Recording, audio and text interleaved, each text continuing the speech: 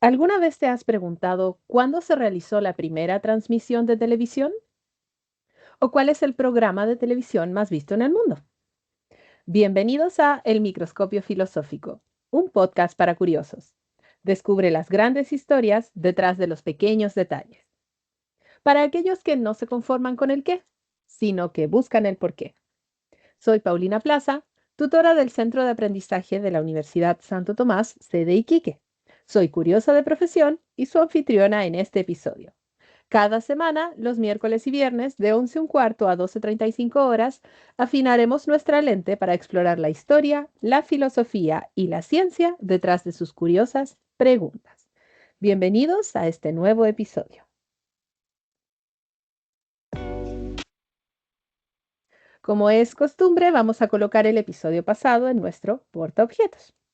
Y el episodio pasado, el día miércoles 19 de noviembre, hablamos sobre una de las efemérides más extrañas que podíamos encontrar ese día, que era el Día Mundial del Retrete. Si bien no era la única efeméride posible, decidimos hablar de este tema por su importancia en el saneamiento y la civilización, en la capacidad de urbanización de los seres humanos y porque si bien es un instrumento del cual no hablamos mucho y que muchas veces nos da un poco de asquito hablar de él, la verdad es que es sumamente importante conocer su importancia, conocer cómo funciona y cómo podemos hacer de su uso y sus residuos una oportunidad en vez de una crisis, tomando en cuenta que nos estamos quedando cada vez con menos agua, sobre todo en lugares desérticos como la ciudad en la que yo vivo. Por lo tanto, ese episodio estuvo bastante interesante y como siempre pueden encontrarlo en nuestra página de YouTube. Hoy continuaremos con nuestra sección La muestra del día, porque hay varias efemérides interesantes durante este mes de noviembre. Específicamente, vamos a hablar de un instrumento bien especial. Uno con el cual muchos de nosotros crecimos, pero que para nuestros padres y abuelos fue una situación imposible quizás de imaginar. Poder ver en tiempo real un evento que ocurre al otro lado del mundo. Hoy es normal, pero durante siglos se sintió como magia. Y es que hoy se celebra el Día Mundial de la Televisión. Pero la televisión no surgió de la nada. ¿Cómo cambió nuestra percepción de la realidad el hecho de poder ser testigos visuales de eventos globales al instante? Para muchos fue algo inimaginable que iba a poder pasar. Hoy en el Día Mundial de la Televisión vamos a conmemorar no solamente la importancia que tiene este aparato para el entretenimiento, sino también el papel crucial que juega en la democratización de la información y la cultura. Por ello, vamos a ver la información que nos da la Organización de Naciones Unidas sobre este día tan especial. Ahí está cargando la página, ¿no? La televisión sigue siendo la mayor fuente de consumo de video. Las plataformas de streaming están haciéndole, por cierto, la competencia, pero en general sigue siendo la mayor fuente de consumo. Aunque los tamaños de pantalla han cambiado y las personas crean, publican, transmiten y consumen contenido en distintas plataformas, como lo que estamos haciendo aquí ahora, el número de hogares con televisores en todo el mundo continúa en aumento. En el siglo XXI, ¿para qué sirve un televisor? Ya no es solo un canal unidireccional para contenidos de televisión y cable. Los televisores modernos ofrecen una amplia gama de contenidos multimedia e interactivos como videos en streaming, música y navegación por Internet. A pesar del gran giro que ha experimentado el consumo de contenidos audiovisuales hacia plataformas y la permanente evolución de la tecnología, la televisión continúa siendo un destacado instrumento de comunicación. A pesar del desplazamiento del consumo, ¿cierto? Sigue siendo aquello. La mayor diferencia, sin embargo, se ha producido en la forma en que recibimos estas imágenes. Los canales tradicionales de televisión por aire, una forma de radiodifusión transmitida por ondas de radio a las antenas de nuestros hogares, parecen estar en progresivo declive en favor de las empresas de streaming, que es emisión en continuo, cuya señal de televisión se recibe a través de conexiones a Internet de banda ancha. Y aquí a muchos se les caerá el carneto, ¿no? ¿Cierto? Si recordamos los distintos tipos de televisión. Personalmente sí, alcancé a ver y a vivir la televisión con antena, ¿no? Y tal cual como aparece aquí, el principio de la televisión es en base a las ondas de radio. Utilizan mucho ese tipo de onda del espectro electromagnético para poder transmitir y recibir información. mientras que actualmente necesitamos mucho del Internet de banda ancha y fibra óptica, por ejemplo, para poder hacer que funcione. Y esa es una de las razones por las cuales si se nos cae el Internet, de verdad parece que todo en la casa dejara de funcionar, ¿no? Queda por ver si el retroceso de la televisión tradicional se acentuará con el paso de los años o si ambos formatos van a coexistir y competirán por la atención de los telespectadores en paralelo. Porque también, si bien yo era muy pequeña para aquella época, recuerdo que en algún momento se habló de que la televisión iba a matar a la radio. Y sin embargo, la radio también ha encontrado formas de reinventarse a través del streaming, pero continúa siendo una fuente muy válida y muy aceptada por diferentes generaciones como una fuente informativa, porque tal cual como si se cae el internet, no tenemos a veces televisión en estos televisores LED de alta definición, ¿no? Lo mismo pasaba con la televisión cuando a veces se caía la electricidad y sin embargo podíamos quedar con nuestras radios de transmisores, podíamos quedar con nuestras radios a pilas y en casos de emergencia sobre todo, la radio pasa a ser una herramienta importantísima de comunicación cuando lo único que tenemos es lo más antiguo, ¿no? Y lo análogo.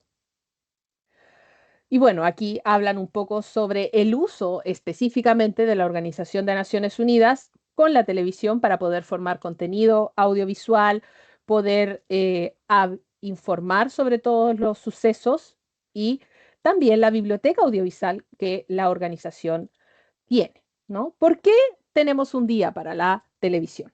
En 1996, la Asamblea General proclamó el 21 de noviembre el Día Mundial de la Televisión, una fecha que conmemora además la celebración del primer foro mundial sobre ese medio en la ONU. Por eso es este día y no otro.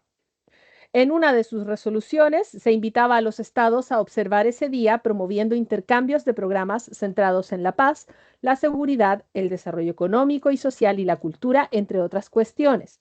El 21 y 22 de noviembre de 1996 se celebró el primer Foro Mundial de la Televisión, con la participación de importantes figuras de este medio de comunicación que se reunieron para considerar cómo podían reforzar su cooperación.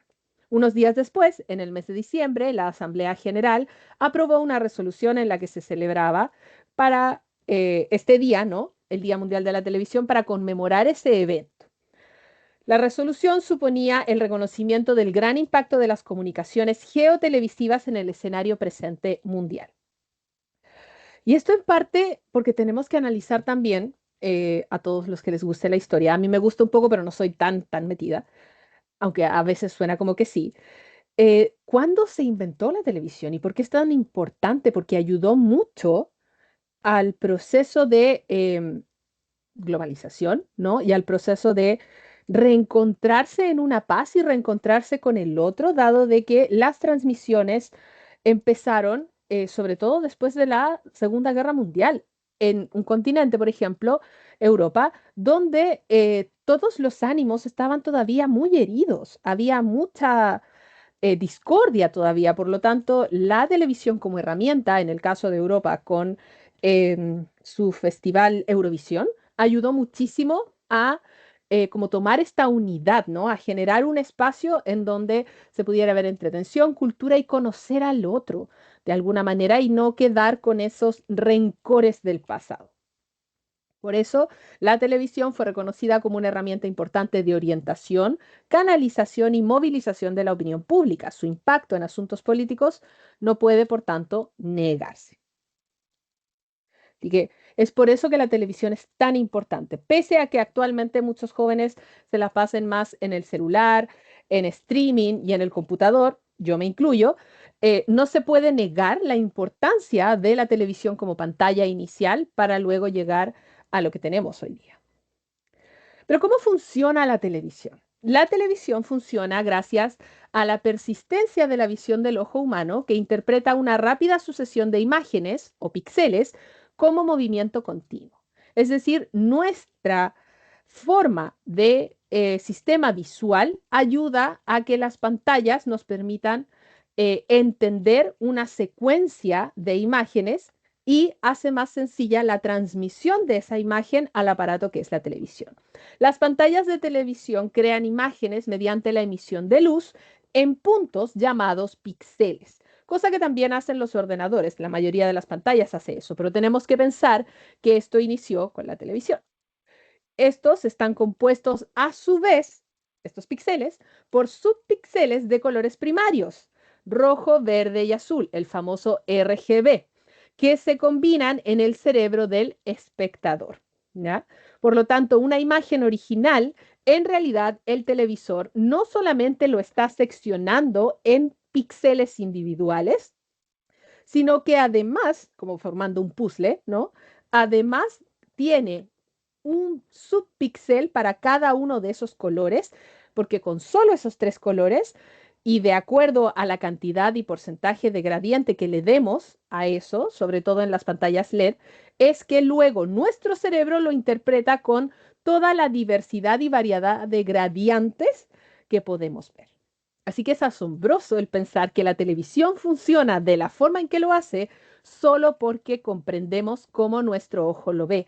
Y de ahí que algunas personas, por lo que estuve leyendo, indican que nuestro propio ojo en algunos casos no es capaz de percibir todos los detalles que estas nuevas pantallas OLED, 4K, etcétera, son capaces de producir, porque también nuestros ojos llegan a una cierta limitación. Y por eso hay todo un tema de, em, ¿cómo se llama esto?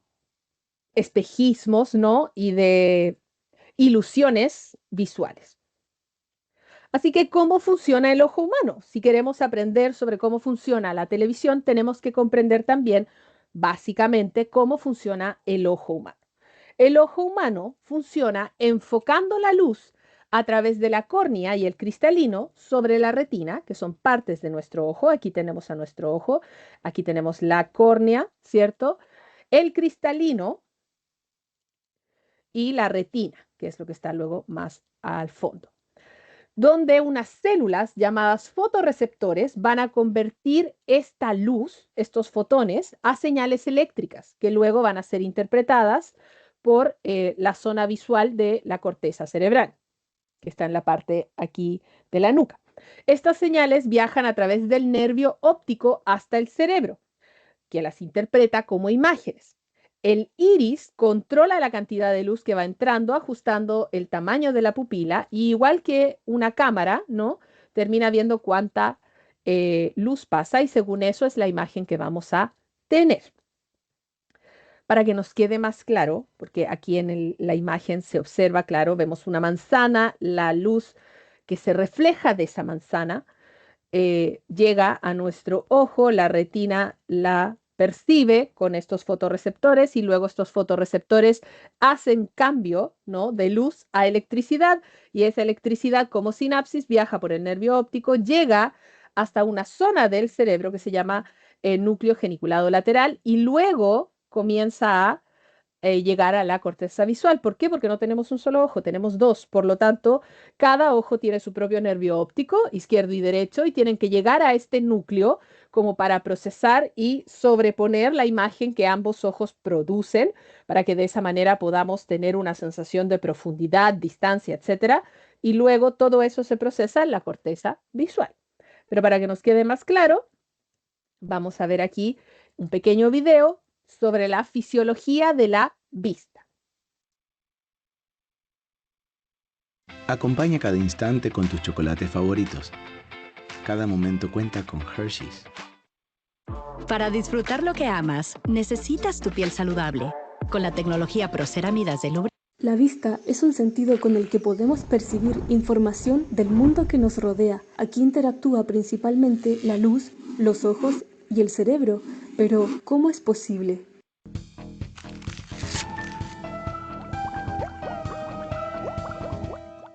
Punto número 1. La luz entrando al ojo. Todo comienza con la luz que es emitida o reflejada por los objetos, y esa luz llega a nuestros ojos.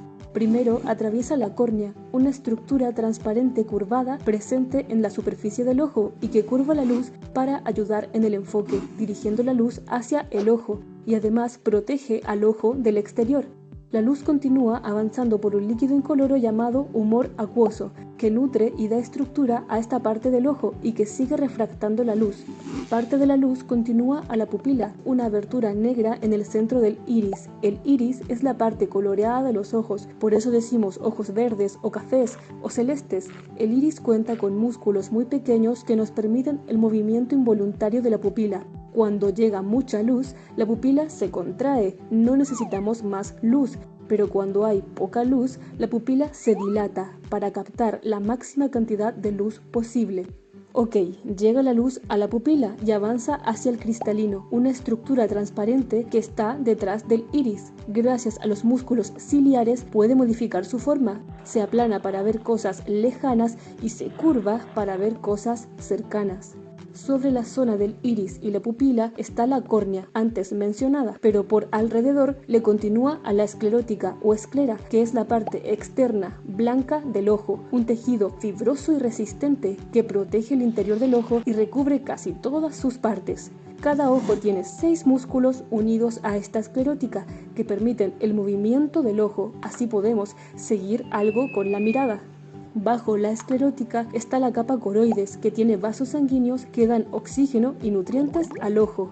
Y bajo la coroides, en la parte posterior del ojo, está la retina, que es donde la luz se convertirá en señales eléctricas que el cerebro podrá entender. Entonces la luz que ha llegado hasta el cristalino sigue avanzando hasta la retina a través del humor vítreo, siendo una sustancia gelatinosa y transparente que la luz puede atravesar. Punto número 2. De luz a señales eléctricas. Llega la luz hasta la retina, en el fondo del ojo. La retina es una capa delgada de tejido compuesta en parte de millones de células nerviosas sensibles a la luz, llamadas fotorreceptores, que convierten la luz en información química. Hay de 2 tipos principalmente, los bastones y los conos. Los bastones se encargan de la visión periférica, el contraste, y ya que son muy sensibles a la luz, nos permiten ver aún cuando hay poca iluminación. Y los conos funcionan mucho mejor con más iluminación. Se encargan de la agudeza visual y diferenciación de colores. Recordemos que la luz es en parte ondas electromagnéticas y existe el espectro electromagnético, del cual solo podemos ver una pequeña fracción llamada el espectro visible. Cuando la luz llega a los objetos, estos absorben algunas longitudes de onda de la luz y reflejan otras. Las reflejadas son las que vemos como el color de las cosas. Las diferentes longitudes de onda de la luz que vemos las interpretamos como diferentes colores. Los humanos normalmente contamos con 3 tipos de conos que responden a 3 diferentes regiones de ese espectro visible. Unos más al verde, otros más al azul y otros más al rojo. Y la combinación de estos colores igual nos hace ver muchos otros colores distintos. Pero otros animales tienen más o menos tipos de conos que los humanos y por ende ven más o menos que nosotros del espectro electromagnético. Bien, la mácula es una pequeña zona ubicada en el centro de la retina y ahí es donde se concentran los conos. En cambio, los bastones se concentran más en los bordes externos de la retina y hay muchos más bastones que conos. Tanto bastones como conos, según su forma, los podemos dividir en 3 partes. El segmento externo es el que da su principal diferencia. En esta parte los bastones son más alargados como un bastón y los conos pues son como conos. Y aquí ambos tienen unas estructuras membranosas distintas entre sí, en las que encontramos fotopigmentos, unas moléculas que al recibir la luz se degradan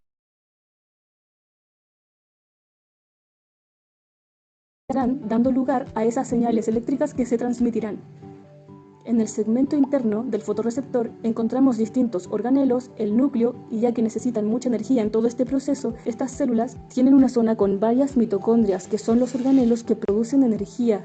Y finalmente el terminal sináptico es a través del cual la información generada pasará a las siguientes células como señales eléctricas, haciendo sinapsis con ellas. Acompaña cada instante con tus chocolates favoritos. Cada Perdón por momento los... cuenta con Hershey's. Punto número 3. Señales eléctricas hacia el cerebro.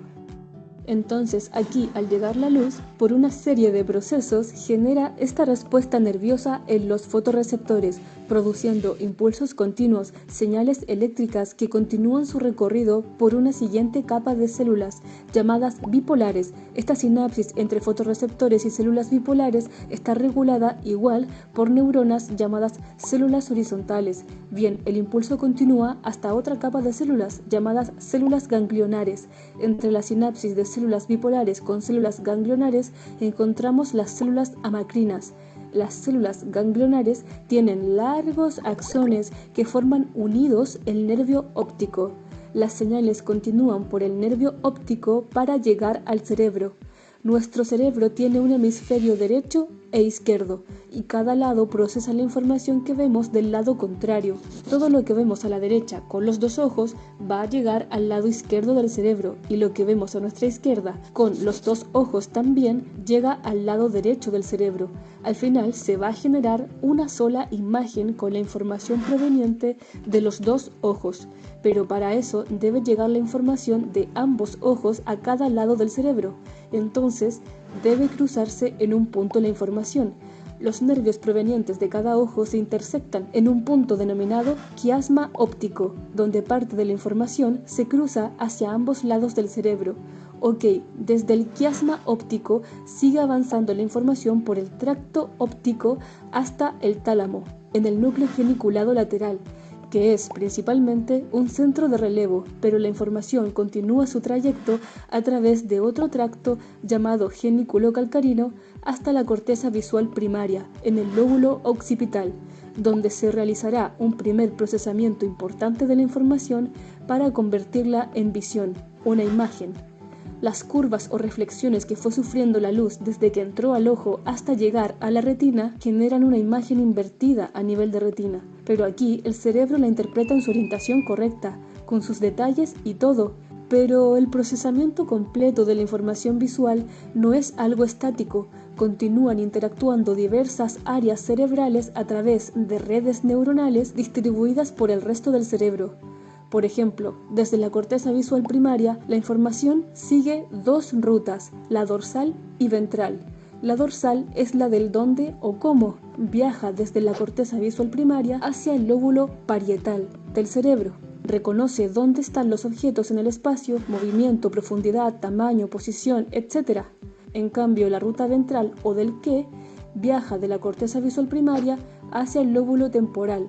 Se especializa en identificar al objeto, formas, colores, caras, palabras, etc. Una lesión en estas regiones hará que toda esta información sea difícil de interpretar.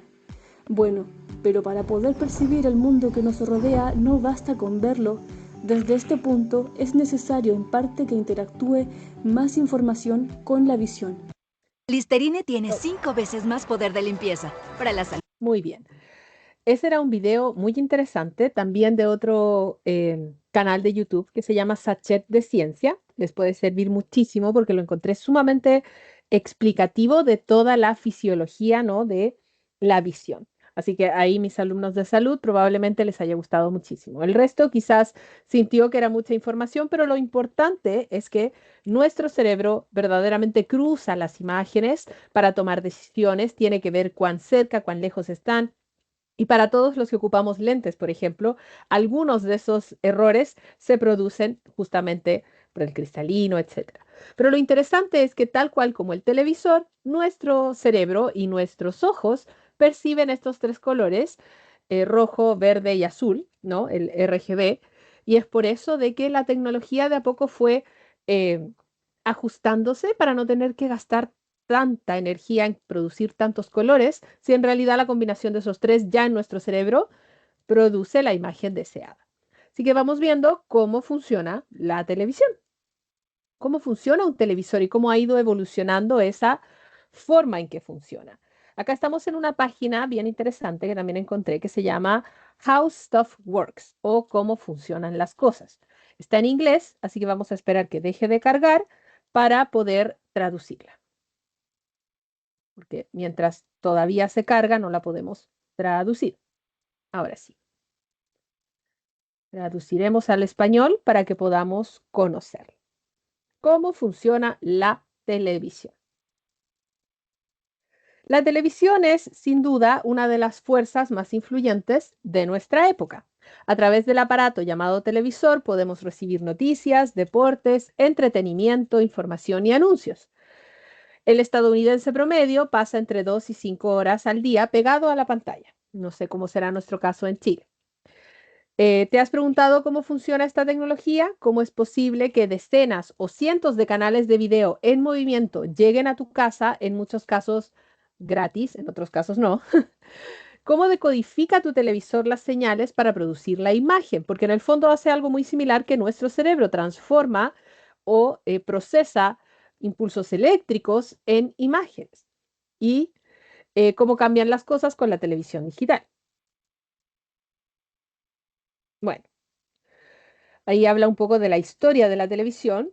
A menudo es abreviada como TV, es un viaje a través de la innovación. En los primeros días comenzó con la primera demostración de imágenes en movimiento mediante un disco giratorio de Nipkow, una forma rudimentaria de escaneo mecánico. Sin embargo, fue el disector de imágenes de Philo Farnsworth el que marcó un hito en la tecnología televisiva. El invento de Farnsworth, presentado en una demostración pública, utilizaba una nueva tecnología que capturaba imágenes en movimiento sin necesidad de piezas mecánicas, allanando el camino para la televisión electrónica. En sus inicios, la pantalla del televisor era bastante pequeña y la imagen parpadeaba, dejando mucho que desear. A pesar de estas limitaciones, el entusiasmo por la posibilidad de transmitir imágenes en movimiento mediante ondas de radio cautivó la imaginación de los espectadores. Las emisiones regulares de televisión pronto se hicieron realidad, llegando inicialmente a un número limitado de personas debido a la escasez de televisores de alta gama. Era bastante caro poder producir y poseer una televisión.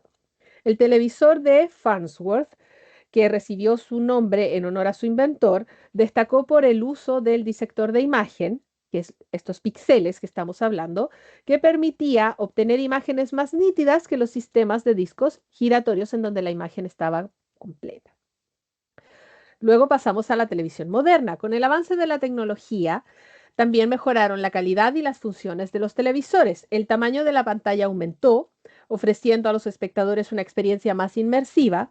Los televisores modernos cuentan ahora con un sistema operativo compatible con una amplia gama de aplicaciones, desde la reproducción de películas y series en streaming hasta la navegación por Internet.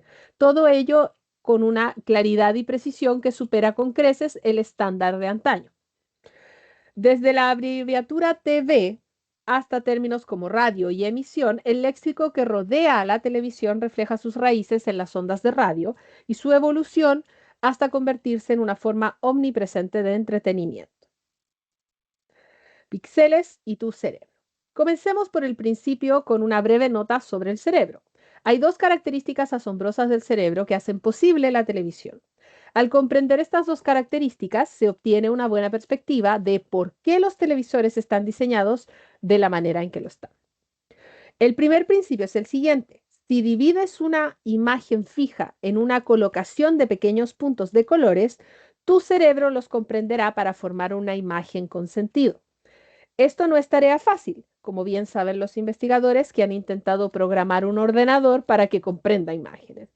La única forma de comprobar que esto ocurre es ampliar los puntos hasta tal punto que nuestro cerebro ya no pueda reconstruirlos, como se muestra a continuación, con la imagen que tenemos allí de imagen pixeleada de un niño pequeño.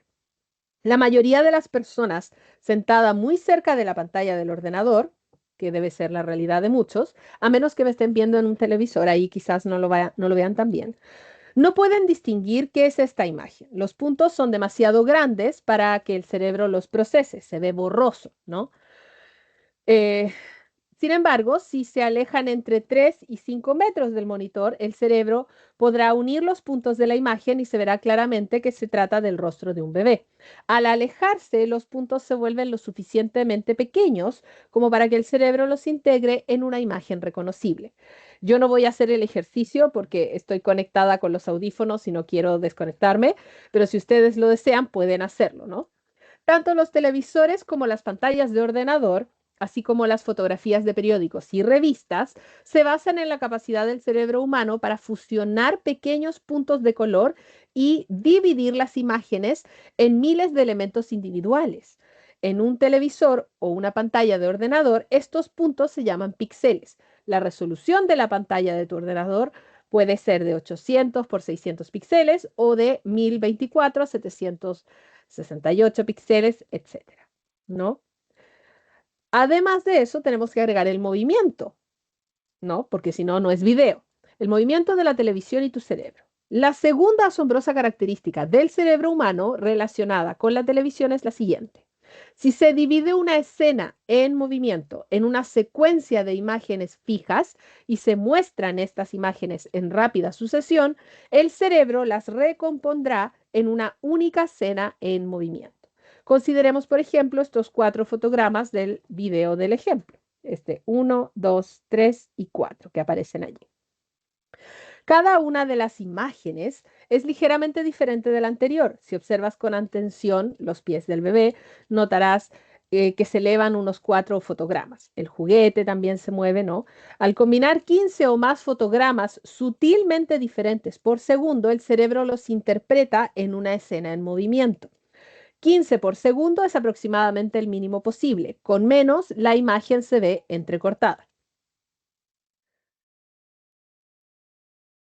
Y luego tenemos cómo los televisores pudieron poco a poco hacer esto posible, ¿no? Algunos televisores actuales utilizan un dispositivo conocido como tubo de rayos catódico.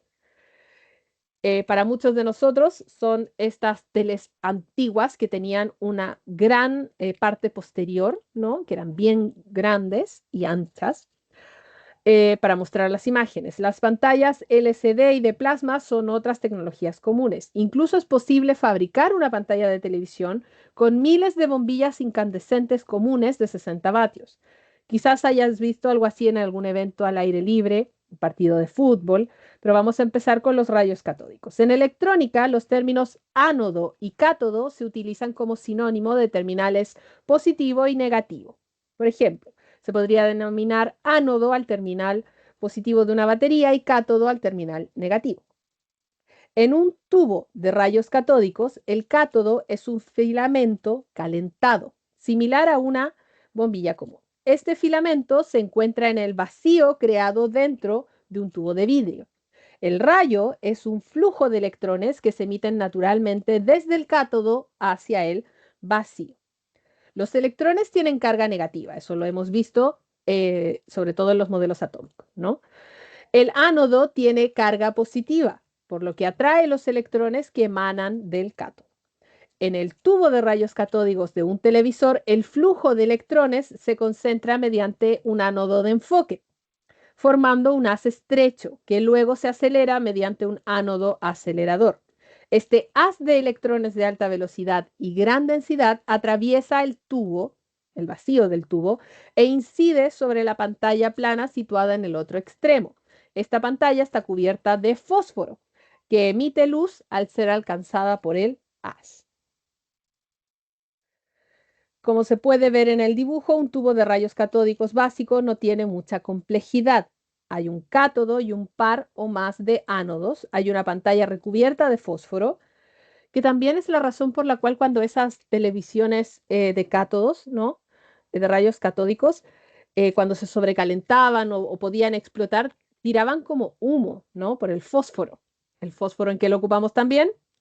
En la pólvora. Hay un recubierto conductor sobre el tubo para absorber los electrones que se acumulan en el extremo de la pantalla. Sin embargo, en este diagrama no se aprecia cómo dirigir el haz. Este siempre indicará en un punto diminuto justo en el centro de la pantalla. Ahí tenemos las bobinas de dirección.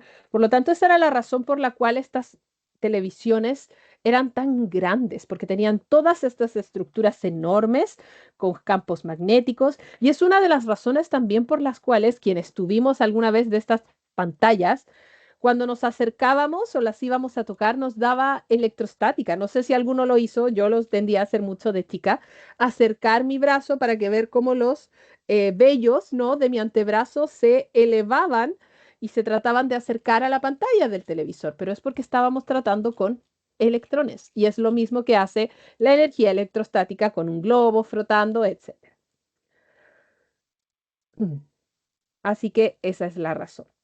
Inicialmente la señal de la televisión era en blanco y negro. En un televisor en blanco y negro la pantalla está recubierta de fósforo blanco y el haz de electrones pinta una imagen sobre ella desplazándose línea por línea sobre el fósforo. Muy similar a la serigrafía, interesantemente, ¿no? Que dijimos que era cómo funcionaban las fotocopiadoras, ¿no? Para pintar toda la pantalla, los circuitos electrónicos internos del televisor utilizan las bobinas magnéticas para hacer para mover, perdón, el haz de electrones en un patrón de barrido rasterizado, horizontal y vertical. El haz pinta una línea horizontal de izquierda a derecha, luego regresa rápidamente al lado izquierdo, desciende ligeramente y pinta otra línea horizontal y así sucesivamente. Y cuando no podíamos ajustar bien la señal, esta es la famosa estática que veíamos en esos televisores. Yo nunca tuve uno, pero alcancé a ver el de mi abuela, que tenía de hecho no tenía control remoto, ¿no? Tenía perillas para poder sintonizar y las antenas. Y era típico que en ese proceso de sintonizar se veía esta pantalla estática, ¿no? Y es por esta razón, porque de esa manera la señal en blanco y negro mostraba la imagen, casi como barrido. Luego tenemos la pantalla a color, que fue el siguiente paso. Los televisores estándar en esta técnica reproducen 60 veces por segundo, pero solo la mitad de las líneas se reproducen en cada fotograma. El haz de luz reproduce una línea sí y otra no a medida que se desplaza por la pantalla de manera impar. Así que tenemos información, señal de retroceso horizontal y señal de retroceso vertical con una señal de video más compuesta para poder tener después el color, ¿no? Y ahí tenemos 3 haces de electrones que se mueven simultáneamente a través de la pantalla, rojo, verde y azul, que son 3 ondas distintas, ¿no?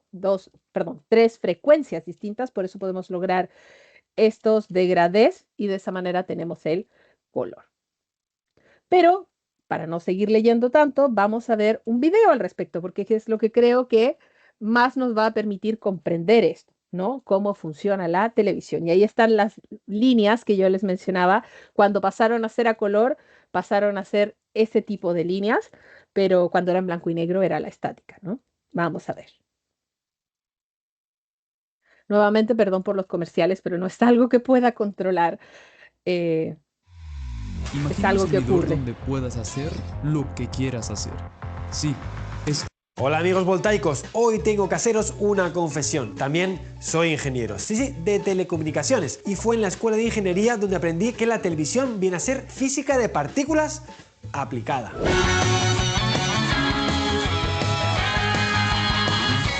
Hola compañeros, este vídeo está patrocinado por la Universitat Politécnica de Valencia, la UPV. Aunque parece que vemos un continuo de imágenes en sucesión, en realidad nuestro ojo funciona de forma discreta, con algo que se conoce como persistencia de la retina. Cada décima de segundo aproximadamente, el ojo renueva la imagen, o de otra forma, cada imagen captada por el ojo permanece en nuestro cerebro unas 10 décimas. Así que cualquier sucesión progresiva de más de 10 imágenes por segundo genera una sensación de movimiento continuo. No hay más que ver los famosos flipbooks. Increíble, ¿verdad? El ojo tiene unas 100 millones de células sensibles a la luz, los conos y los bastones. Cada una de estas células representa una unidad de información, un píxel. ¿Te suena ver esta imagen cuando la tele se estropeaba, verdad? De ahí que tengamos una resolución espacial limitada. Si tenemos dos puntos separados a menos de 1 minuto de arco, el ojo los verá como un único punto. Vamos, que estando a 1 kilómetro de distancia de tu coche, verías sus dos faros como un único faro. El ojo integra la información lumínica dentro de este rango, lo suma. Esto se aprovecha para formar imágenes. Por ejemplo, Cuando te acercas mucho a un póster, verás que en realidad está formado por millones de puntos de color separados, de tal forma que a la distancia típica de observación, el ojo humano lo integra y forma una imagen continua. Así que hemos llegado a la conclusión de que el ojo ve de forma discreta en el espacio y en el tiempo, por lo que se puede aprovechar para engañar al ojo y formar una película solo con puntos. Esto es la televisión, un conjunto de puntos que llamamos píxeles que se iluminan generando un punto de color. El ojo integra esos puntos, lo que se percibe como una imagen continua. Además, se refresca varias decenas de veces por segundo para dar sensación de movimiento. Ahora bien, ¿cómo se ilumina cada punto de luz, cada píxel? Hay materiales como el fósforo que emiten luz cuando son golpeados por una partícula cargada. En las pantallas de televisión se usa un emisor de electrones para excitar este fósforo. Además, diferentes tipos de fósforo emiten diferentes colores, por lo que podemos tomar 3 células de fósforo para cada píxel, una azul, otra roja y otra verde. Jugando con las intensidades relativas de estas 3 células, podemos formar cualquiera de los millones de colores que el ojo distingue como suma de colores primarios, gracias a que el cerebro los integra. La forma en que este fósforo es excitado es lo que distingue los antiguos televisores de rayos catódicos de los modernos televisores de plasma. Física. Los antiguos televisores, esos que eran enormes y pesaban una barbaridad, tienen en su interior un acelerador de partículas. Sí, como suena. El tubo de rayos catódicos es un tubo de vacío donde se excita un filamento para que genere electrones. Con una diferencia de potencial, estos electrones viajan desde el fondo de la televisión hasta la pantalla, acelerándose. A poco de llegar a la pantalla, un imán sintonizable desvía el electrón para que impacte en un píxel determinado, una colisión de partículas. Con un rápido barrido por medio de este imán, el haz impacta cada píxel de la pantalla generando la imagen fija. Pero tú ya has descubierto que esa imagen fija no es más que una mentira. Ya sabes que los televisores no dejan de ser haces de partículas barriendo continuamente la pantalla. Y si todavía no lo crees, prueba a grabar la pantalla de la tele con una cámara. Que un televisor antiguo es un acelerador de partículas es algo que se puede demostrar con un experimento sencillo. ¿Qué ocurre si pasamos un imán por la pantalla? En el caso de los televisores de plasma, generan ese electrón que excita el material fosforescente por medio de pequeñas cápsulas con gases nobles, como xenón. También hay televisores de LCD, de LED o TFT, que usan células de cristal líquido excitadas para emitir luz. Así que ya sabes, si aún tienes un televisor antiguo en tu casa, no lo tires. Tienes en tu casa una auténtica pieza de museo y un elemento para presumir ante tus amigos. Tienes un acelerador de partículas. ¿Quién quiere más? Muy bien, este es otro canal buenísimo para aquellos que les encante la física. Date un voltio. Se los sugiero muchísimo. Entonces, tal cual como aparecía allí, todo está diseñado en parte por el espectro electromagnético. Y si recordamos de todo el espectro electromagnético, vemos solamente una pequeña parte, que es el espectro visible, pero la parte que utiliza la televisión está más cerca de las zonas de baja energía, que son las radios. Aquí tenemos los radares, la televisión y la radio con frecuencia FM y AM. Por lo tanto, si no hubiéramos tenido la radio, no hubiéramos podido tener la televisión. Y en parte es por eso que ninguna de estas tecnologías puede por completo eliminar a la otra, porque lo que más sencillo nos sale es utilizar este espectro visible, perdón, este espectro electromagnético, porque es el que recorre todo nuestro universo. No nos olvidemos que es lo que va produciendo nuestro Sol, las estrellas, ¿no? La televisión va a funcionar utilizando ondas electromagnéticas dentro del espectro radioeléctrico, que fue el que establecimos, para transmitir señales de audio y video. Por eso también muchas de las televisiones antiguas, si es que alguno llegó a tenerlas, tenían estos cables, uno amarillo, uno blanco y uno rojo, o solo amarillo y blanco para establecer qué era audio, qué era video. Porque las estaciones transmiten estas señales que son codificadas y moduladas, cambiando la amplitud para el audio y la frecuencia, perdón, cambiando la amplitud para el video y la frecuencia para el audio en la señal analógica o usando ceros y unos en la digital. ¿Cuál es la señal analógica? La que recibíamos por la antena. Actualmente, que estamos todos más conectados por Internet, es la era digital, ocupamos ceros y unos, el código binario. El televisor, a través de su antena o cable, dependiendo de qué tipo ocupemos, recibe estas ondas, las sintoniza a un canal específico, decodifica la información y la convierte en imágenes y sonido. Y aquí vamos a ver bien claro cómo ha ido cambiando la forma de estos aparatos que nuevamente fueron de estructuras muy grandes y donde no existía el control remoto y debíamos cambiar manualmente el canal hasta la actualidad. Crujientes toppings sabor frutilla, cremoso helado de vainilla y chocolate, salsa. Bienvenidos al Draw My Life de la historia de la televisión. La televisión, qué momentos tan maravillosos pasamos a su lado, en compañía o disfrutando de nuestra soledad, arropados con una mantita y un bol gigante de palomitas viendo nuestros programas o series favoritos. Ella nos ha visto llorar, reír, enfadarnos, aprender, dormirnos, porque ¿quién nos ha dormido alguna vez viendo la tele? Pero sobre todo, lo que ha conseguido la tele es entretenernos a todos. Es hora de conocer su historia. Sus comienzos se sitúan en 1928, cuando se comercializa la primera televisión en Estados Unidos, Rusia y Reino Unido. Era un aparato mecánico que se basaba en los discos de Nipkow, creados a finales del siglo XIX. Se vendían a un precio de 18 libras. Pero este sistema duró poco y pronto fue reemplazado por los tubos catódicos en los años 40. Los tubos hacían que la televisión tuviese mejor resolución, aunque el tamaño máximo que podían alcanzar era de 32 pulgadas. En ellas vimos cómo en 1969 Armstrong y Aldrin llegaron a la Luna. Los astronautas se habían encargado de grabar este gran momento. ¿Y a que no sabéis con qué lo hicieron? Pues no os lo vais a creer, pero utilizaron los discos de Nipkow. Después de un pequeño paso para el hombre y un gran paso para la humanidad, llegó también un salto para la televisión, el color. Adiós blanco y negro. A finales de los 60 y comienzos de los 70, los colores se habían instaurado en los televisores de todo el mundo que seguían siendo de tubo. Ah, y también se popularizaron los mandos a distancia.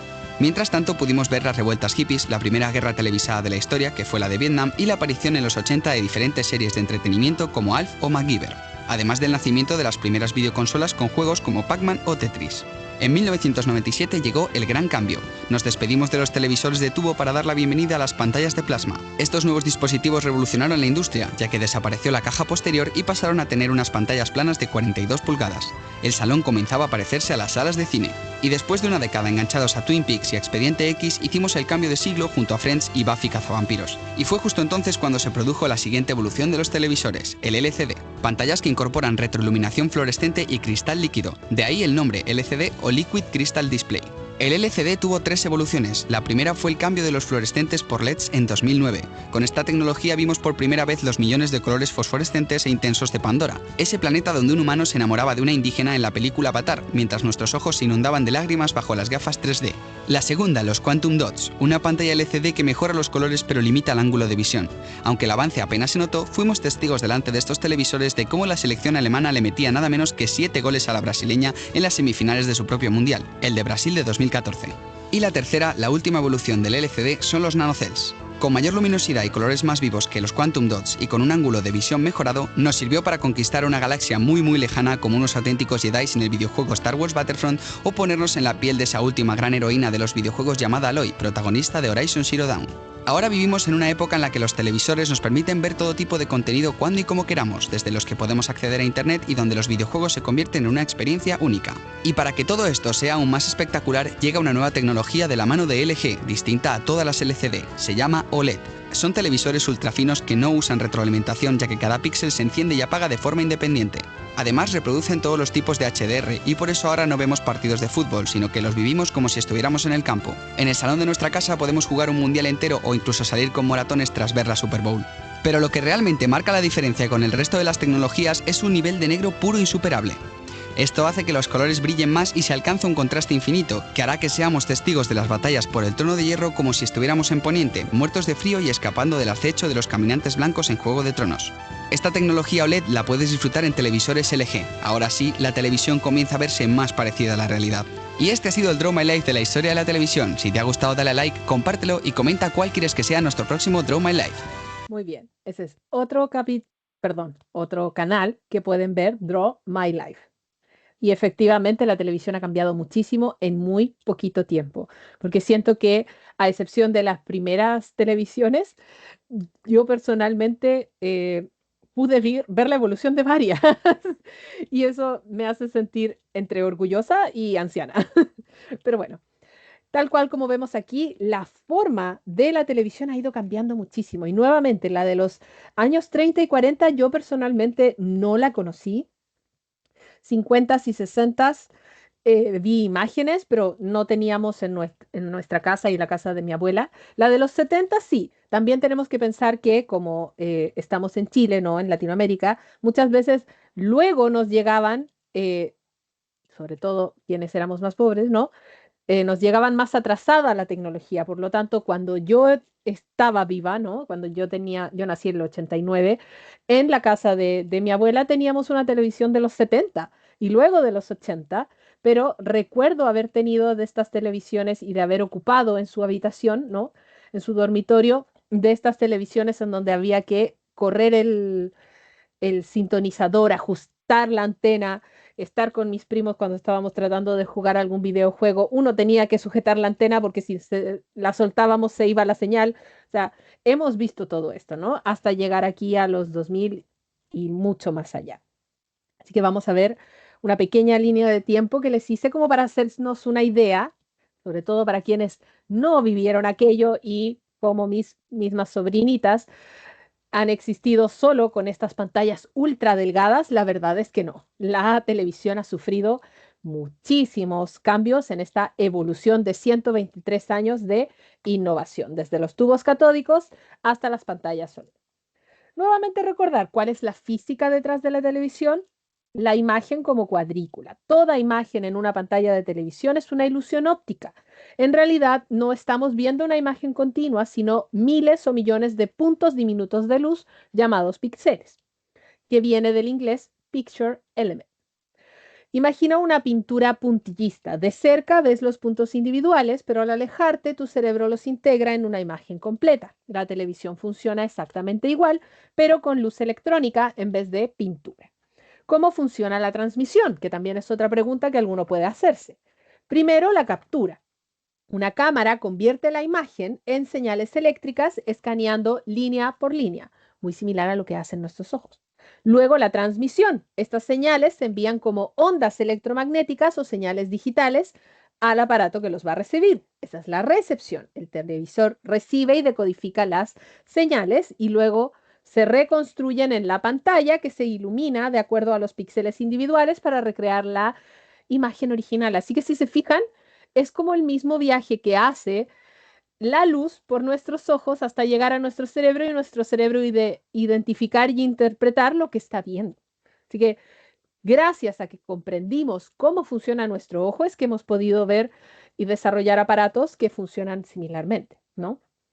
Ahora, en cuanto al color, tenemos la magia del RGB, ¿no? Cada píxel está compuesto por 3 subpíxeles que emiten luz en los colores primarios, estas ondas primarias, y las llamamos así porque son las 3 emisiones que también nuestros conos son las que perciben, rojo, verde y azul. Combinando diferentes intensidades de estos 3 colores, se pueden crear millones de colores diferentes.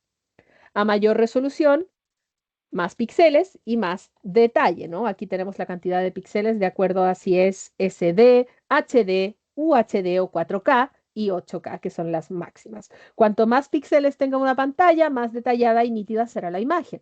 La resolución 4K tiene 4 veces más píxeles que la anterior, que es la HD, lo que significa 4 veces más información visual. Y aquí algunos están empezando a sugerir de que estamos llegando a un nivel de detalle tan grande que nuestro ojo, si no se entrena, no percibe la diferencia. Lo más probable es que los que sean gamers, los que son informáticos, que trabajan mucho tiempo en la pantalla, notan la diferencia entre esta cantidad de píxeles. El resto de los mortales, en general, notamos cuando algo está en alta definición o no, pero si me preguntan a mí si yo noto la diferencia entre el 4K y el 8K, yo creo que de repente ni siquiera he visto el 8K en mi vida, ¿no?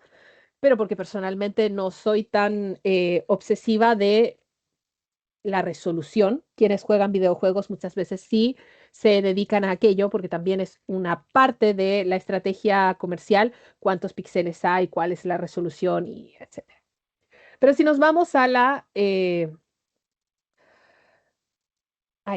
la historia, Partimos en general con los tubos de rayos catódicos, no necesariamente con la forma anterior, porque no fue tan comercialmente exitosa, ¿no? Con Carl Ferdinand Braun, 1897. Él inventó los primeros tubos de rayos catódicos, CRT, que es la tecnología sin la cual no podría haber existido y desarrollado la televisión. Luego tenemos el iconoscopio por Vladimir Yorskin, no me pidan que pronuncie también, en 1923, todo en los 20 empezó. El desarrollo del iconoscopio, el primer tubo de cámara de televisión práctico, convertía imágenes ópticas en señales eléctricas. Luego vino la primera transmisión de TV en el 28, en 1928, por John Ollie Baird. Es la primera transmisión transatlántica de televisión desde Londres a Nueva York utilizando un sistema mecánico. Luego la televisión electrónica en 1939 con los dispositivos RCA por David Snaroff. Es el debut público de la televisión electrónica en la Feria Mundial de Nueva York, transmisión regular de programas. En los 50 la televisión a color llega. Tenemos canales como CBS, ¿no? RCA y NBC. El desarrollo y adopción del sistema NTSC para transmitir a color. CBS lanzó el primer sistema comercial, seguido por el mejorado sistema RCA. Estos son los famosos cables que yo les decía, cable rojo, blanco y amarillo, ¿no? Para quienes recuerdan de aquello. Luego, en 1956, llegó el control remoto. Hasta entonces había que pararse al televisor para cambiar de canal, aunque no lo crean.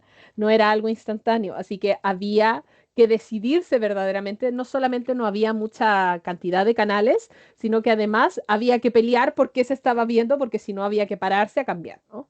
El control remoto se inventó con Robert Adler en el Zenith.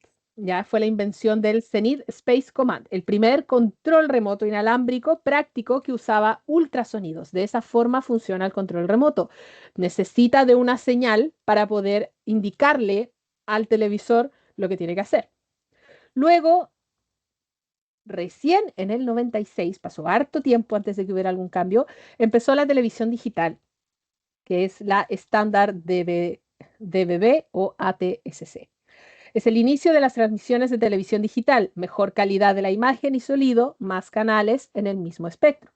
Luego llega, a partir del 2004, la era LCD o LED, con Sharp, Samsung, Sony. Las pantallas LCD y LED comienzan a dominar el mercado, reemplazando a los pesados televisores CRT, que son los de rayos catódicos.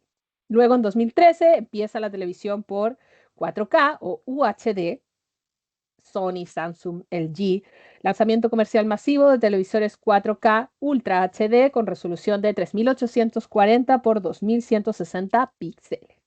2016 aparece la tecnología OLED y HDR, también por LG, Sony y Panasonic. Se popularizan las pantallas OLED con negros perfectos y tecnología High Dynamic Range o HDR para mayor rango de colores y contrastes. 2020, la televisión inteligente y el streaming, ¿no? Con un ecosistema digital, consolidando las Smart TVs con plataformas de streaming integradas, Netflix, Disney Plus, etcétera, y conectividad, ¿cierto?, a Internet. ¿Qué impacto global ha tenido el televisor? Tiene un alcance global. La televisión conectó al mundo, permitiendo que eventos globales se presenciaran en tiempo real por millones de personas simultáneamente. Democratización. Cada innovación hizo que la tecnología fuera más accesible, desde televisores de $500 en 1950 a opciones económicas de hoy, expandiendo el acceso a la información y al entretenimiento. Pueden preguntarle a sus abuelos o a sus padres, ¿no?, que en algún momento era todo un hito cuando en alguna cuadra o en un barrio llegaba una televisión. Y recuerdo oír a mis padres decirme, no, cuando llegó la primera televisión, todos corríamos a la ventana del vecino X que tenía esa pantalla y todos los niños se ponían a verlo desde fuera, producto de que no había forma de costear que cada uno tuviera su televisor. Por lo tanto, es por eso que el tener una televisión en el hogar era un símbolo de estatus también.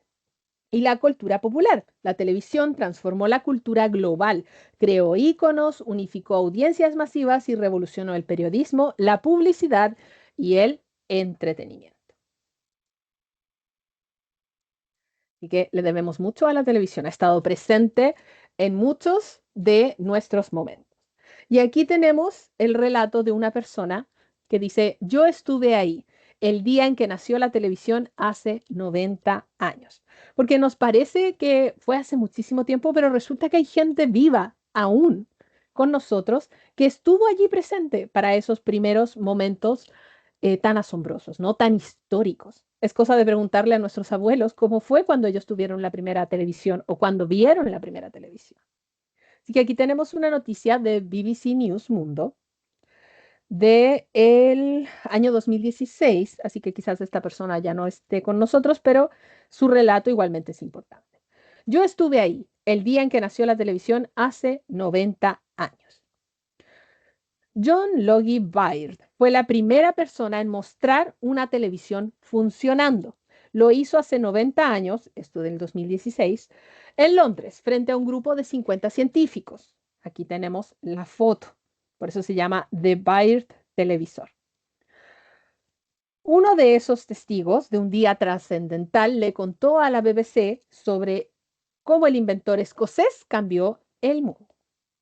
Andy Andrews, de 104 años de edad, el 2016, así que probablemente ya no esté con nosotros, dejó la escuela a los 14 años para trabajar como aprendiz de ingeniero con Bayer.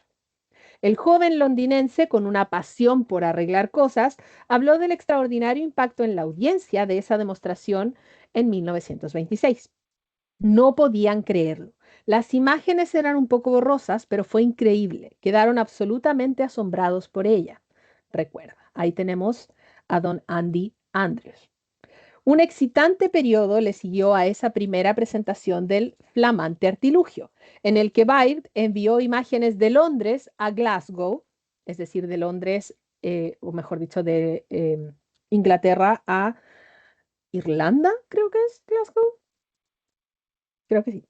A través de la línea telefónica al año siguiente. Y en las primeras imágenes de televisión bajo el mar a Estados Unidos en 1928. Sí, porque cuando era la era analógica y necesitábamos cables, los cables, al igual que lo que se está haciendo con la fibra óptica, etcétera, todo va conectado de alguna manera y está bajo el mar, para que ustedes sepan. Además, el científico organizaba costosas funciones para mostrar su adorado televisor en lugares como la elegante tienda de departamentos Selfridges, con la esperanza de cautivar al público, a pesar de que a duras penas tenía para los gastos. Fue un momento feliz, indica él, ¿no? Las imágenes de estas primeras pruebas no siempre eran claras, pero por cierto que era asombroso que se pudiera hacer. Andrews, quien trabajó en los transmisores, recuerda que el equipo utilizó la cabeza de un maniquí con el pelo de color naranja brillante en sus experimentos. Era muy divertido estar trabajando en algo tan especial, señaló. Había una gran expectativa. Sorprendíamos a la gente y muchas personas pensaban que era un truco. Fue un momento feliz. Nunca nos importó cuántas horas trabajamos. Sencillamente seguíamos trabajando más y más y más. De lo mecánico contra lo electrónico. La nueva tecnología atrajo el interés de todas partes y hasta espías. Un misterioso hombre siempre trataba de colarse para averiguar de qué se trataba. Por desgracia para el intruso, la puerta del taller era muy estrecha. Baird era delgado, así que no necesitaba mucho espacio. Perdió todos los botones de fantasía de su chaleco tratando de meterse en el laboratorio, dijo Andrews, refiriéndose al intruso. Por desgracia para Baird, también había competencia. Cuando la BBC lanzó su servicio de televisión en 1936, su sistema mecánico se enfrentó a uno totalmente electrónico de Marconi ENI. Así que había de todo, ¿no? En llamas. Encima hubo un incendio en Crystal Palace, donde estaba basado el laboratorio de Baird. Y gran parte de su equipo y el papeleo se convirtió en humo. Andrews estaba trabajando en la noche del incendio y trató de salvar lo más que pudo, pero fue un desastre para Baird, que le costó alrededor de 6 millones de dólares en dinero actual en un momento crucial para la compañía. Hicimos un gran esfuerzo por preservar todo lo que fuera posible, pero perdimos cosas. Era inevitable. Así que luego indican estalló la Segunda Guerra Mundial, se dejó de transmitir televisión temporalmente y el equipo se fue a la guerra. Andrews inventó un micrófono que servía para rastrear a los alemanes y bueno, todo ha ido cambiando, ¿no? Pero como les digo, son momentos de la historia que gracias a esta tecnología hemos guardado registro. ¿Cómo funcionan los televisores más actuales entonces? Los más modernos como los OLED. Y vamos a ver con un pequeño video cómo funcionan las pantallas LED. Puede que no todos tengan OLED, pero la mayoría de nosotros actualmente tenemos un televisor de pantalla LED en nuestras casas. Nuevo Danky Stranger Things. Disfrutemos hasta el final. Vamos más allá, a un mundo más inclusivo, seguro y sostenible. Un mundo Beyond Zero. La intensidad del subpíxel se reducirá. Si el ángulo de rotación es de 0 grados, por supuesto se bloqueará toda la luz. Nuevo Danky Stranger Things. Disfrutemos hasta el final. Esta es la forma en la que controlamos. Vamos a denominarlas como la luz en el sentido de las agujas del reloj y en sentido contrario las moléculas torcidas. Esta velocidad diferencial provoca un cambio de fase en las luces. Debido a este... El poder tiene más de una definición. Pero, ¿qué hay de poder estar conectado? Una década de antigüedad. Aún así, hay algunos inconvenientes. La principal desventaja es el alto consumo de energía. Aquí se puede ver que, para poder mostrar un pequeño punto blanco... Otro gran canal. Nuevamente me fascina, no puedo decir que comprenda todo lo que sale allí. No, si alguno no lo comprendió, créanme que no es el único. Pero es fascinante cómo todas estas ondas y hay tanta física detrás de todo lo que consideramos normal, ¿no? Son verdaderas maravillas de la invención que tenemos en nuestros hogares y que lo consideramos tan mundano y en realidad es fascinante ponerse a pensar todo lo que hay detrás, ¿no? Y el por qué son tan delicados también, porque si se me cae una no resiste tanto como las anteriores, bueno, también ahí está la razón, porque la cantidad de física que hay detrás de ellas y la cantidad de precisión es enorme. Pero bueno, nuevamente este día tan especial, el Día Mundial de la Televisión, no solamente va en celebrar la ciencia y la tecnología detrás de este aparato, sino también de su importancia desde el punto de vista informativo y cultural. Y ahí es donde también este año el Servicio Nacional de Patrimonio Cultural de nuestro país, Chile, tiene algo que decir al respecto en su página web, ¿no? Siempre indica, porque tenemos un centro de documentación de bienes patrimoniales, la televisión, todos los programas que se han producido, los canales, pertenecen a un bien patrimonial, pertenecen a la historia de un país y por lo tanto también es importante darle esa importancia a la televisión, no solamente al aparato, sino a también todo lo que se ha transmitido a través de él, ¿no?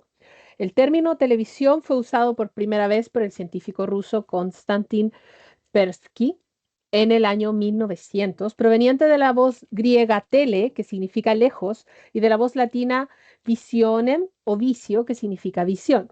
La palabra televisión entonces se podría traducir como visión a distancia y se define como un sistema de telecomunicación por medio del cual imágenes visibles con o sin sonido se transforman en ondas electromagnéticas que se transmiten a receptores que las convierten en imágenes en movimiento. Como notarás, esta tecnología de forma similar a la radio, que revisamos, ¿cierto? En este caso en la web, la creación del televisor como artefacto ocupa un lugar importante en nuestros hogares. Se debe al eléctrico John Logie Baird, quien en 1922 experimentó la difusión de las imágenes. Ahí tenemos su imagen, ¿no? Luego en 1928 se introdujo un nuevo avance con la aparición de la primera transmisión televisiva a color, así como también se fue logrando extender la distancia entre el receptor y el aparato que emitía las señales. A mediados de la década del 1930 se habían multiplicado, en Europa las transmisiones experimentales en lugares como Roma, Berlín, Moscú y Londres, pero no fue hasta 1936 cuando se comenzaron las transmisiones abiertas y públicas casi de forma simultánea en Inglaterra con BBC One y Estados Unidos, NBC, que hacia 1939 se habían convertido en programación propiamente tal. Con esto, la industria televisiva se pone en marcha, fabricando receptores para consumo del público, que es lo que llamamos televisor o coloquialmente tele o TV. En estricto rigor, las señales televisivas se transmitían primero descomponiendo las imágenes en movimiento en una señal analógica, la cual debe ser nuevamente recompuesta por el televisor, el cual, basado en el principio de la persistencia retiniana, permite al ser humano percibir con movimiento una secuencia de al menos 24 cuadros por segundo. Al obtener una imagen sonora, la pista de audio se transmitía de forma paralela y simultánea. Ahí tenemos todas las antenas, ¿no? Y cables receptores. A fines del siglo XX, a los adelantos en materia de transmisión y recepción, se suman los avances en captura de imágenes en movimiento, como el almacenamiento de grabaciones que podrían emitirse y repetirse posteriormente, el uso de satélites para mejorar la cobertura de la señal, el teletexto para entregar informativos y el desarrollo de la televisión en colores de forma masiva gracias a un nuevo tubo de imágenes en 3 canales de color azul, rojo y verde, diseñado en los 50. En Chile, la televisión se detuvo durante mucho tiempo en su fase experimental y estaba vinculada únicamente a establecimientos de educación superior, Universidad Católica de Chile y Universidad de Chile. Esto debido en parte a la ausencia de una ley que regulara las comunicaciones y en parte también a la reticencia del presidente Jorge Alessandri de la época, quien no veía esta tecnología como una necesidad, sino como un gasto para el Estado y la población, que tendría que adquirir los televisores cuyo costo no era menor. Fue a partir de 1959 que se incursó sistemáticamente en las transmisiones universitarias públicas y luego, debido a ciertos hitos como el Mundial de Fútbol de 1962, que se impulsó la demanda de televisores por parte del público. Fue durante el gobierno del presidente Eduardo Frei Montalva que la postura frente a la televisión cambió y adquirió mayor relevancia como instrumento unificador de cultura e información. Así que debemos agradecerle al fútbol y al Mundial del 62 de que actualmente en Chile tengamos tan masificada la televisión, ¿no? Los canales de televisión chilenos más icónicos, como Canal 13 de la Universidad Católica de Chile y el Canal 7 de la Red Nacional de Televisión, TVN, hicieron historia con sus programas y sus figuras televisivas, entre ellos el recordado Sábado Gigante, conducido por Don Francisco, Estadio Nacional con Raúl Matas y el Show Juvenil con Juan La Rivera. Ahí están los logos de la época y Don Francisco en su juventud. Además de los programas de concursos, música y deportes, otro producto nace de la televisión chilena de la década de 1960, las telenovelas. De esta época destaca el dramaturgo, actor y guionista Arturo Moya Grau, quien fue creador de hitos tan recordados como La Madrastra o La Colorina. Tenemos algunas imágenes, ¿no? Con el paso del tiempo, la televisión se tornó masiva. En la actualidad, el televisor, que en décadas pasadas era un bien escaso y costoso, hoy en día es un aparato imprescindible en los hogares y ha sido parte de la infancia y juventud de muchas generaciones que han crecido viendo sus programas favoritos frente a la pantalla. Blockbuster, Dios santo, se me está cayendo el carnet. Tuve una tarjeta de socio, yo igual, cuando había videocaseteras VHS. Si bien la televisión actual, tanto en tecnología como en programación, ha cambiado mucho desde sus primeras transmisiones hasta hoy, no es posible negar el profundo impacto que ejerce como uno de los medios de comunicación de masa más relevantes de la historia reciente. Así que le debemos mucho a la televisión. Y de esas, probablemente el programa que más está llamando la atención actualmente, pese a que no es tan actual, es 31 minutos. La influencia de 31 minutos se manifiesta en su éxito cultural intergeneracional, el cual se basa en el humor inteligente que combina elementos accesibles para los niños con crítica social y política dirigida a adultos. Este enfoque ha permitido que el programa trascienda fronteras y generaciones, creando un código generacional de memes, frases y canciones que forman parte del lenguaje popular en redes sociales y en ocasiones en el discurso público. Es de nuestros grandes éxitos, ¿no? De programas nacionales, al punto que tienen su propia página web, tienen su película también que ha logrado varios récord Guinness, y qué decir el Tiny Desk que tuvieron hace poco, ¿no? Su película Calurosa Navidad, pero en su página uno puede encontrar todo, incluido el Tiny Desk que hicieron no hace mucho.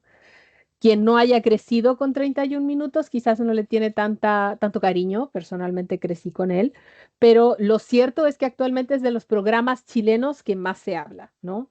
Y más queridos de toda Latinoamérica. Y otro punto importante que también a veces uno no se pone a pensar es la misión Apolo 11. Como salió en varios de los videos, la misión Apolo 11 fue la más asombrosa transmisión de televisión que se ha hecho en vivo en la historia. Y uno de los de las grandes dudas conspirativas que muchas veces hay es cómo lo transmitieron. Bueno, recordemos toda la física que acabamos de ver. Son ondas de radio y las ondas de radio están por todo el universo. Están transmitiéndose, van lento, pero llegan. No por nada, una de las sondas que enviamos para ver si nos comunicamos con alguna otra civilización, ¿no? En otra parte del espacio, están a través de las radios y ondas de radios AM, FM. Por lo tanto, está la forma técnica de poder hacerlo. ¿Sí?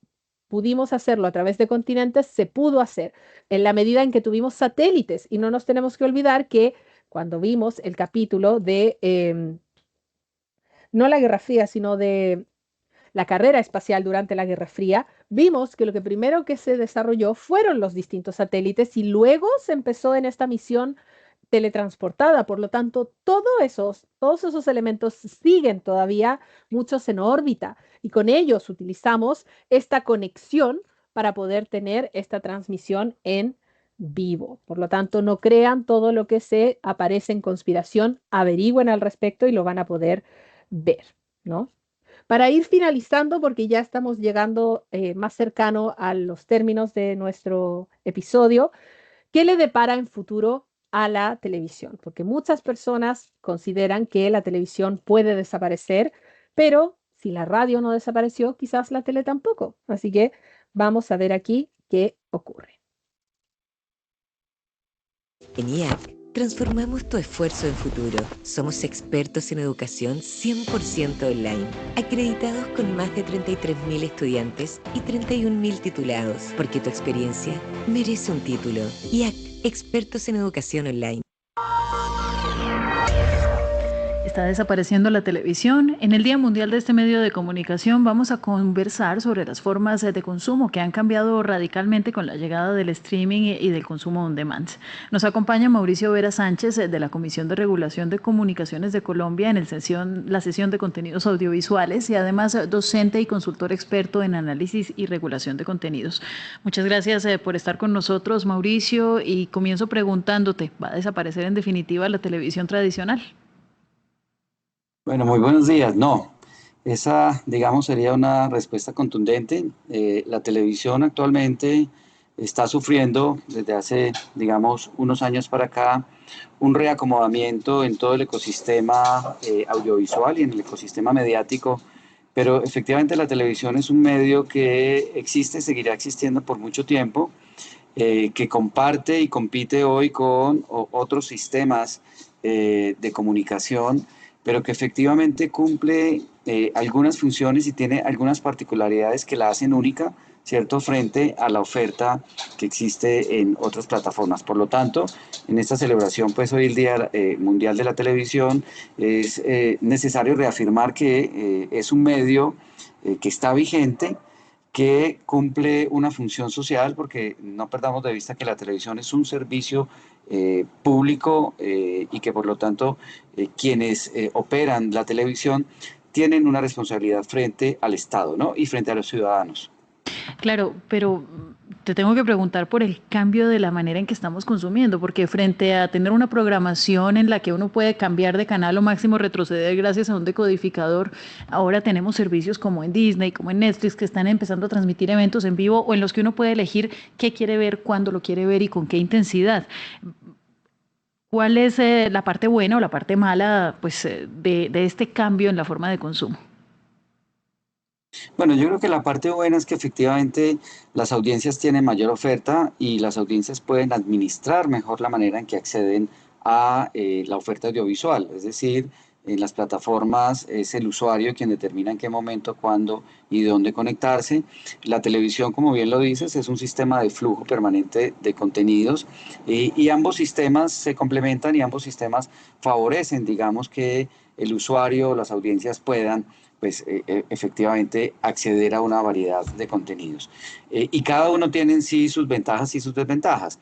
Digamos, en el caso de la televisión, históricamente ha tenido una gran ventaja y es que la televisión, digamos, en el caso particular de Colombia, al ser concebida como un servicio, implica que hay una cierta garantía a ciertos derechos de los televidentes que efectivamente por ahora no están en los ecosistemas digitales. Por ejemplo, la televisión en la regulación en Colombia garantiza que haya sistemas de acceso para población con discapacidad auditiva a través de intérpretes de lenguas de señas colombianas para los noticieros o para programas informativos. Eso, digamos, hace que la televisión cumpla una responsabilidad social frente a la inclusión y la igualdad, digamos, que la Constitución nuestra establece. Pero por el otro lado, las plataformas también, digamos, tienen sus ventajas en términos de que tienen una gran variedad, digamos, de contenidos. Hay una tendencia, como tú lo señalas, actual desde el tema digital, sobre todo de las plataformas y el streaming, a que haya unas transmisiones en vivo y en directo, emulando un poco, digamos, siguiendo la lógica que tiene la televisión frente a la transmisión de eventos en vivo y en directo, que es una característica central de la televisión. Y la televisión, precisamente en este día, en esa reafirmación que creo que es importante celebrarla, ¿no? Es que la televisión es cercanía.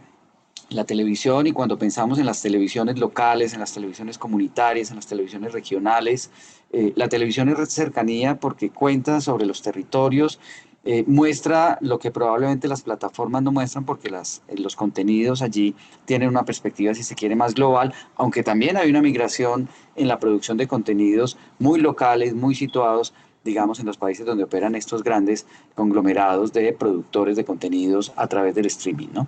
Bueno, Mauricio, ya para cerrar y muy rápidamente te quiero preguntar qué es lo que crees tú que viene en términos de publicidad, porque si bien pensábamos los usuarios que nos habíamos librado de las publicidades a veces demasiado extensas en la televisión tradicional, ahora las cadenas de streaming también están incluyendo publicidades y para evitarlas, ¿qué hay que hacer? Pues pagar.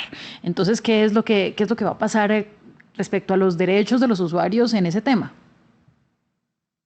Bueno, la publicidad históricamente es uno de los mecanismos de financiación que ha hecho posible que las empresas grandes de televisión hayan existido por siempre. Esa publicidad ha migrado al entorno digital, digamos, inicialmente, como tú lo señalas, con una esperanza de que pudiésemos un poco en este entorno digital hacerle el quite a la publicidad y la no interferencia de la publicidad. Pero que efectivamente la financiación es un asunto, digamos, de sostenibilidad complejo y las plataformas ya han, digamos, también ideado mecanismos para que la publicidad esté inserta ya en sus contenidos, incluso mecanismos en los cuales pues, el usuario puede definir si ve con publicidad o no y eso determina el costo de la suscripción y demás. Lo cierto es que hay unos derechos, digamos, de los usuarios, en el caso de la televisión, por ejemplo, muy claros en términos del tipo de publicidad que puede ir allí. Eso no está, digamos, regulado en otros entornos digitales y eso hace que, por ejemplo, publicidades de bebidas alcohólicas tengan cierta restricción o publicidades de tabaco sean, digamos, excluidas por la regulación en la televisión nuestra. Esos son derechos que tendrán que ir migrando, eso es un proceso, digamos, legislativo, de ley importante que tendrá que ir migrando hacia los ecosistemas digitales para defender los derechos de los usuarios, ¿no? Digamos que es en última instancia, en el caso nuestro como comisión, la función central, ¿no? Bueno, pues muchísimas gracias, Mauricio, ya nos quedamos sin tiempo. Es Mauricio Vera Sánchez de la Comisión de Regulación de Comunicaciones de Colombia. Que tengas un feliz día. Gracias. Muchas gracias por la invitación. Efectivamente, tal cual como salía ahí, ¿no? La publicidad hasta acá a nosotros nos afecta. Así que como una pequeña reflexión, ¿no? Porque se puede hablar muchísimo de este aparatito desde un punto de vista de ciencia, tecnología, sociedad, ¿no? Educación, etcétera. La televisión es un medio de comunicación masivo, con gran influencia para informar, educar y entretener, pero también puede generar efectos negativos que no vimos aquí por un tema de tiempo, pero la obesidad, ¿no? Si no nos movemos lo suficiente y estamos más y más sedentarios cada vez para consumir el entretenimiento que nos ofrecen las pantallas, o el retraso en el desarrollo de habilidades sociales en niños, y se está dando mucho ahora con el celular también, además de moldear la opinión pública y los comportamientos inherentemente, ¿no? Pero como toda herramienta, y esto es algo que hemos conversado hasta el cansancio, su impacto depende de su uso. No podemos echarle toda la culpa al aparato. Es cómo lo utilizamos. Una televisión, una pantalla, cualquier herramienta, como la inteligencia artificial, por ejemplo, toda herramienta y una televisión usada de manera consciente puede ser una herramienta poderosa para la diversidad cultural y el aprendizaje, mientras que un consumo excesivo también puede traer consigo problemas de salud física y mental en todo tipo de pantallas, ¿no? Así que todo depende de nosotros. Nunca debemos olvidarnos que si bien la tecnología nos rodea, nos hace la vida más sencilla, son herramientas, no son parte de nosotros, podemos vivir sin ellas. Nos hemos acostumbrado mucho a ellas, sí, cuesta despegarse, por cierto que sí, pero son herramientas. Por lo tanto, su impacto depende de su uso. Al igual que un lápiz puede escribir el mejor de los poemas, como puede escribir garabatos, lo mismo pasa con la televisión, lo mismo pasa con las pantallas digitales, lo mismo pasa con cualquier herramienta que podamos desarrollar como seres humanos. Y ahí la ética, la moral y, como bien mencionaba, la legislación, el experto no, es el que tiene que dejar de ser tan reactivo y tratar de pensar un poco a futuro. Y bueno, para eso estamos aquí y para eso están lugares como el Ágora Científica para poder conversar respecto de esto, porque tenemos que conversarlo todos como sociedad. Para poder participar en esta sección que es donde nos gustaría conocer sobre sus inquietudes, sus curiosidades, pueden escribirnos al Instagram @centroaprendizaje_st_IQQ, utilizar los hashtags microscopio filosófico, hashtag podcast para curiosos, escribir en los comentarios de nuestros videos o igualmente escribir en nuestro formulario, ¿no? Donde pueden redactar sus preguntas curiosas de manera extensa, sus comentarios. Nos interesa conocerlos. Nuevamente, este pequeño proyecto que hemos hecho durante todo este semestre ya está yendo hacia su cierre. Estaremos hasta el 12 de diciembre solamente, pero nos interesa mucho poder conocer sus experiencias, poder conocer sus comentarios y pues esperamos que les ayude mucho este podcast. Así que los esperamos para un nuevo episodio de El Microscopio Filosófico, un podcast para curiosos. Descubre las grandes historias detrás de los pequeños detalles.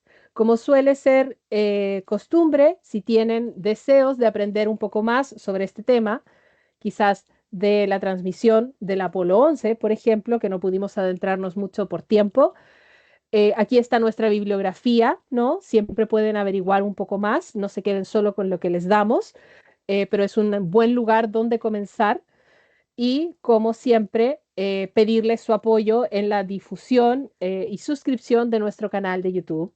Tenemos 31, 32 suscriptores, cada vez vamos teniendo más videos y dependiendo de cuántas suscripciones tengamos es si este proyecto podrá seguir avanzando o no. Comprendemos si no es posible, pero les agradecemos muchísimo su difusión, que nos comenten en los videos, que se suscriban, nos den un like, de alguna manera infórmennos y demuéstrennos, ¿no?, de que este proyecto está teniendo algún efecto. A mí me encanta hacerlo, pero por cierto que el centro de aprendizaje requiere de evidencias claras de que estamos haciendo un buen trabajo, así que si les puedo pedir su apoyo, se los agradezco un montón, para que podamos el próximo semestre y el próximo año seguir con esta aventura. Si no, igualmente ha sido un placer y ya nos van quedando pocos capítulos, pero vamos a terminar con todo el ánimo igualmente. Así que para ir cerrando, como siempre, no olviden limpiar sus lentes de curiosidad. Soy Paulina Plaza, su tutora y curiosa de profesión, y espero verlos pronto. Cuídense mucho y que tengan un lindo fin de semana. Nos vemos la próxima semana.